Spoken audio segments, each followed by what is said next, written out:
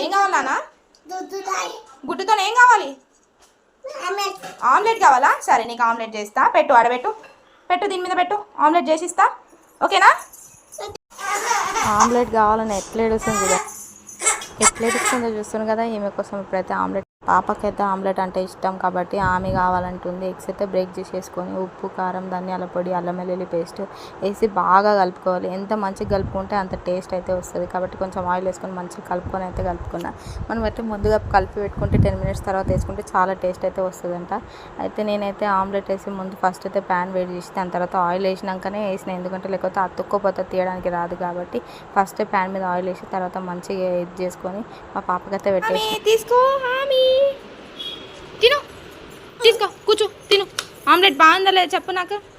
తీసుకో తిను, తినదే బాగుందంటవా? తిను మెల్లగా, వేడిగా ఉంది కదా.